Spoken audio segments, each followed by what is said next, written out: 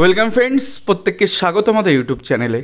যে সমস্ত ভিউয়ার্সরা প্রথমবার চ্যানেলটি দেখছেন তারা অবশ্যই চ্যানেলটিকে সাবস্ক্রাইব করে দেবেন এবং চ্যানেলের পাশে থাকা বেল আইকনটি প্রেস করবেন, যাতে এই ধরনের খবরাখবর সবচেয়ে আগে সবচেয়ে দ্রুত আপনাদের কাছে পৌঁছে যায়। এই সরকারের আমলে একটিমাত্র এসএলএসটি হয়েছে, তাও দুর্নীতি, বেনিয়ম, অনিয়মের জন্য, সেটাও বাদ চলে গেছে। 2011 সাল আর আজ 2025 সাল, 14-15টা বছর একটা মাত্র এসএসসি, একটা মাত্র স্কুলে ডিমান্ড পূরণ করা শিক্ষক শিক্ষিকাদের এবং তার সাথে শিক্ষাকর্মীদের, তাও চলে গেছে ভোগে। তার কারণ দুর্নীতি করেছে সরকার, দুর্নীতি করেছে এসএসসি, দুর্নীতি করেছে কমিশন, সবাই দুর্নীতি করেছে বোর্ড, যার দৌলতে বাতিল হয়ে গেছে 26,000 মানে এসএসসির শিক্ষক শিক্ষিকা, একাদশ, দ্বাদশ এবং নবম ও দশম, এবং তার সাথে বিভিন্ন শিক্ষাকর্মীর চাকরি। অনেকে নিষ্পাপ ছিলেন, নিরীহ ছিলেন, তাদের উপর সপাটে চাবুক বসানো হয়েছে, ছুরি ঘোরানো হয়েছে। তো সেই জায়গা থেকে নতুন করে সুপ্রিম কোর্ট নির্দেশ দিয়েছিল যে নতুন করে পরীক্ষা নিতে হবে। তো জোড়া মামলা রয়েছে। তো দেখতেই পাচ্ছেন আর্জেন্ট মোশনে জাস্টিস সৌগত ভট্টাচার্য স্যারের বেঞ্চে, যিনি মামলা শুনতেই চাইছিলেন না, যাক সেটা ব্যক্তিগত কারণে হোক বা তার ইন্টারেস্ট তিনি না দেখানো সম্ভাবনা, অনেকগুলো একাধিক মেনশনিং চলেছে, বাট তিনি নেননি। হঠাৎ করে তার মনে হচ্ছে না আবার শোনা উচিত। তো দুটো মামলা 2 আর 3 তিনি রেখেছেন আর্জেন্ট মোশনে, শুনবেন। 2 নম্বর ম্যাটারে যেটা আছে সেটা হচ্ছে এজ রিল্যাক্সেশন, অর্থাৎ যেহেতু 2016 সালের রিক্রুটমেন্ট অনুসারেই সমস্তটা নিয়োগ করতে বলা হয়েছিল, যেটা রুলস ছিল 2016-এর, সেই মোতাবেকই নিয়োগ করার কথা ছিল। কিন্তু এই রাজ্য সরকার আবার দুর্নীতি, আবার বেনিয়ম করার জন্য তারা নতুনভাবে নয়া সিলেকশন পদ্ধতি, নয়া গেজেট তৈরি করে এই সিলেকশন পদ্ধতি করার চেষ্টা করছে, যেটা হয়তো হাইকোর্টে আটকে যাবে। এবং সেই জায়গা থেকে যে সমস্ত প্রার্থীরা 2016 সালে বসেছিলেন, তাদের বয়স ছিল, সুপ্রিম কোর্ট তাদের ছাড় দিয়েছে বয়সের। কিন্তু এই যে সিলেকশন যেটা নতুন করে হচ্ছে, সেখানে টেন্টেড দিয়ে বাদ দেওয়ার কোনো জায়গা নেই, তাদেরকে বসানো হচ্ছে পরীক্ষায় ঘুরপথে, এবং সেই সাথে যারা বয়সের ছাড় দেওয়ার কথা তারা বয়সের ছাড় পাননি। তো এই যে কেস নাম্বার 2, এটা বয়সের ছাড়, এবং 3 নাম্বারটা স্টে পড়ার সম্ভাবনা বেশি, কারণ গোটা বিষয়টা আসবো, 3 নাম্বার নিয়ে আসবো। তার নয় মিতালি ঘোষ, যিনি দেখতে পাচ্ছেন যে ডেট অফ বার্থ প্রত্যেকের দেওয়া আছে, সেক্ষেত্রে 43 বছর, কারো 40 বছর ঊর্ধ্বে, 41 বছর, 47 বছর, 47 বছর, 41, 40, 45, 44, এরকমভাবে প্রত্যেকের বয়সে যারা পরীক্ষায় ফর্ম ফিল আপই করতে পারবেন অ্যাজ পার রুলস। তো কীভাবে সেটা সম্পন্ন হচ্ছে, তার জন্য মামলাটা দায়ের করা, যে তাদেরকে এজ রিল্যাক্সেশন অন্তত সেই কালামটা দেওয়া হোক, যেটা কিনা পুরো ধাপ্পাবাজি একটা অনলাইন পোর্টাল অ্যাপ্লিকেশন ফর্ম দেওয়া রয়েছে, যেটা অ্যাপ্লাই করার জন্য বলা আছে, সেটা টোটালি আরবিটারি ম্যানারে আর্টিকেল 14, 16, 21কে ভায়োলেশন করে করা হয়েছে। এবং এ হয় ক্যালকাটা হাইকোর্টের ট্রায়াল কোর্টে, মানে সিঙ্গেল বেঞ্চ বা ডিভিশন বেঞ্চ বা সুপ্রিম কোর্টে আটকাবেই, 200% শিওর। কারণ মিসলেনিয়াস অ্যাপ্লিকেশন করে হয়তো ফ্রেশ সিলেকশনটাকে এরা ফ্রেশ রিক্রুটমেন্ট করিয়ে নিয়ে এসছে, এবং এতটা মানে ধূর্ত এরা যে বিভিন্ন মানে এই যে নিয়োগ হবে, আপনি ধরে নিন সাপোজ বেরিয়েও গেল, 3 বছর পরে বা 4 বছর পরে এই নিয়োগ ক্যান্সেল হবে না, তার কোনো গ্যারান্টি নেই। সরকারি চাকরি নিশ্চয়তা পশ্চিমবঙ্গ থেকে হারিয়ে গেছে। আজকে তো হাইকোর্টে তাবড় মামলা রয়েছে, শুধুমাত্র এই 26,000 না, 32,000 প্রাথমিকেরও চাকরি বাতিল মামলার শুনানি রয়েছে আজকে ডিভিশন বেঞ্চে। কোথায় নামিয়ে নিয়ে এসছে দুর্নীতি, বেনিয়ম, রাতের অন্ধকারে নিয়োগ, সাদা খাতায় ভরাট হয়ে যাচ্ছে। এদেরকে আবার পরীক্ষা নিতে দিয়েছে। এদেরকে তো পরীক্ষা দিতে তো মানে কি বলবো, মানে যা মনে আসছে আপনাদের তাই। এদেরকে দিয়ে পরীক্ষা করানো যাবে না। এরা কারা? এরা চোর, চুরি করে বসে আছে, মানে বসে সুবীরেশ চোর, পার্থ চ্যাটার্জি চোর, সব চুরি করে বসে আছে। শিক্ষামন্ত্রী থেকে শুরু করে শান্তিপ্রসাদ সিনহা থেকে শুরু, সব চোর, জেল খেটেছে। কল্যাণবাবু জেল খেটেছে, সভাপতি ছিল সম্ভবত।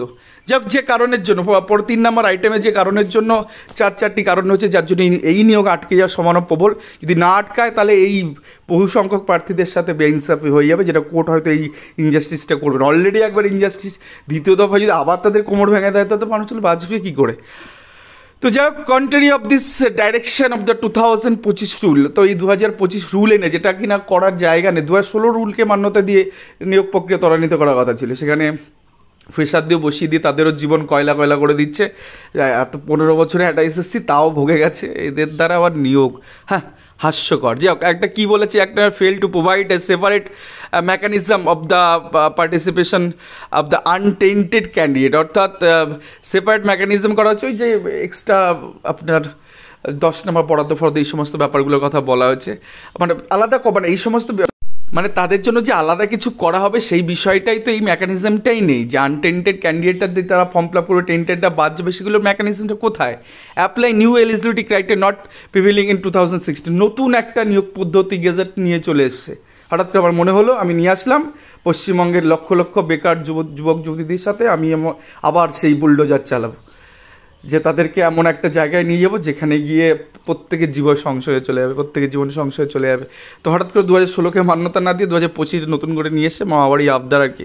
Allow tainted candidate to participate without express exclusion, অর্থাৎ এই যে টেন্টেডদের বসিয়ে দিয়েছে গ্রুপতে, ধরতেও পারবে না tainted account form fill up করতে কোন চাকরি নিয়ে বেরিয়ে যাবে। And 4 number apply received selection parameters that unfairly prejudice petitioner. Chances such and enhance the weightage in to interview and altered medium qualification. ওই তো মিডিয়াম কোয়ালিফিকেশনের যে অল্টারেশনের কথাগুলো বলা আছে সেগুলোকে সিকিউর করা হয়নি। তো সেই ধরনের জিনিসগুলো নিয়ে আর্টিকেল 14, আর্টিকেল 16, আর্টিকেল 21-কে ভায়োলেশন করে আরবিটারি ম্যানারে এই নিয়োগ প্রক্রিয়া করা হচ্ছে, এবং যেটা সিঙ্গেল বেঞ্চে হয়তো ওঠা মাত্রই নানান রকম বিষয় আসবে, একদিনে না হলে দুদিনে, দুদিনে না হলে 3 দিনে স্টে পড়ে যাবে। আপনি দেখবেন একে তো ওবিসি মামলা খাড়া ঝুলছে ফ্রেশ নিয়োগের ক্ষেত্রে, সেখানে গিয়ে আবার এই ধরনের চুরি জিনিসগুলো চলে আসছে। তো এগুলো হতে পারে না, দুটো আলাদা আলাদা সিলেকশন করতে হতো, একটা যারা ফ্রেশার তাদের জন্য আর একটা 2016 সালে যারা পার্টিসিপেশন করেছে তাদের নিয়ে। সুপ্রিম কোর্টের অর্ডারটাকে মিসলিড করে, মিস ইন্টারপ্রিট করে এই সরকার চাইছে যে কোনো রকমে আবার একে জটিলতার মধ্যে ফেলে দেওয়া যাক, যাতে মাইনে না দেওয়া লাগে, বেতন না দেওয়া লাগে, সরকারি স্কুলগুলো বন্ধ হয়ে যায়। তারই একটা প্রচেষ্টা, কাল্পনিক প্রচেষ্টাটা চালাচ্ছে। মোটা কোলাপস করে গেছে গোটা বিষয়টা, এডুকেশন সিস্টেম কোলাপস, মানে আর জায়গা নেই, এখান থেকে বেরোনোর জায়গা নেই। কারণ কী করে বেরোবে? 15 বছর একটা এসেছে, স্কুলগুলো ধুকছে, বন্ধ হয়ে যাচ্ছে, শিক্ষক নেই কি, মানে অন্তত টেম্পোরারি শিক্ষক দিয়ে, গেস্ট টিচার দিয়ে বয়স্ক লোকজন এসে ক্লাস করাচ্ছে। এ আর কি দেখবে? হেডমাস্টারগুলো জানে যে স্কুলগুলোর অবস্থা কি, সাবজেক্টের টিচার নেই, খুঁজে পাচ্ছে না, অন্য সাবজেক্টের টিচার অন্য সাবজেক্ট পড়াচ্ছে। আর এই তো যা পরিস্থিতি, এ তো ডিসেম্বর পর্যন্ত কোনো রকমের ঠেক না দেওয়া গেছে, তারপরে কোথায় যাবে? আর এই নিয়োগ এত সহজে হবে মনে হচ্ছে? খুব মুশকিল। মানে যে সমস্ত যুবক যুবতীরা পড়ছেন না, মানে তাদের সাথে যে কত বড় খেলা অপেক্ষা করছে, এই খেলা গোটা পশ্চিমবঙ্গের নাম পাল্টে খেলা হবে বঙ্গ করে দেওয়া উচিত। কারণ এদের প্রতিটা ছত্রে খেলা হবে। শিক্ষককে আপনি শিক্ষিত হলে আপনার সাথে খেলা হবে। কোথাও কাশফুলের বালিশ, কোথাও চপ বাজার শিল্প, কোথাও ঘুগনির দোকান, কোথাও চায়ের দোকান, এই সমস্ত শুনতে হবে। এডুকেশন কোয়ালিফিকেশানগুলো এখন বিএড ফুচকা দিদি, বিএড বিরিয়ানি দিদি, এই সমস্ত চলছে গোটা পশ্চিমবঙ্গে। আপনি ঘুরুন না, যেদিকেই তাকাবেন পুজোর সময় দেখবেন কতগুলো ক্যাফে চ্যাটোরিয়া তৈরি হয়ে গেছে, চা বিক্রি করছে সুন্দর করে। তাদের অধ্যাবসা দিয়ে তার তো জায়গা নেই প্লেসমেন্টের, কী করবে? চায়ের দোকানে তার শিক্ষাগত যোগ্যতাকে হয়তো এরপরে সার্টিফিকেট নিয়ে নিয়ে চায়ের দোকান তৈরি হবে গোটা পশ্চিমবঙ্গে। তাই তো চলছে বেকার যুবক যুবতীদের সাথে, মানে যা না তাই করছে সরকার। একটা নিয়োগ করতে গেলে মানে কলিজা ছিঁড়ে যাচ্ছে।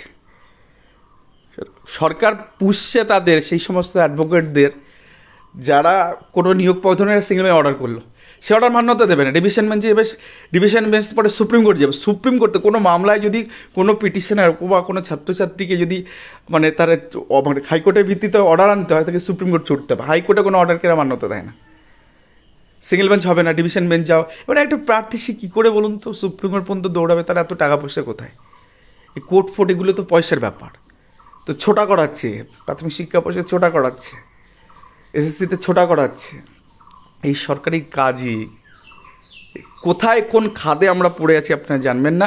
যা 2022 নিয়ে একটা ছোট্ট খবর দিয়ে দিই, 2022-এ কাট অফ এটা ধরে নিয়ে এখন 2022 আপনারা জানেন যে একটা ট্রিপল ডিগ্রি চেঞ্জের একটা মামলা চলছে, যদিও তাদের জয়ের সম্ভাবনা অনেকটাই।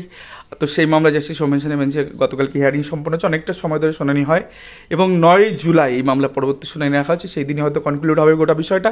এবং 2022-এ যে সমস্ত প্রার্থীরা আছেন যারা পার্টিসিপেশন করেছিলেন, তারা এক্সিস্টিং যে কাট অফ রয়েছে 9533 যে কাট অফ, তো জেনারেল 29.559, 29.088, ওবিসি 29.384, এসসি 21.275 এবং এসটি 24.546।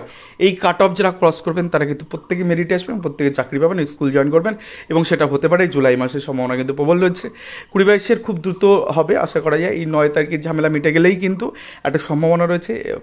তালিকা বেরিয়ে পিটিশন আর নন পিটিশন যারা অথবা সুপ্রিম কোর্টে ছিলেন প্রত্যেকেই কিন্তু 11,765 যে লাস্ট রিক্রুটমেন্ট প্রাইমারিতে হয়েছিল সেখানে আপনারা কিন্তু প্রত্যেকে চাকরি পাচ্ছেন যারা এই কাট অফ ক্লিয়ার করুন। ধন্যবাদ। এই ছিল আজকে গুরুত্বপূর্ণ ভিডিও।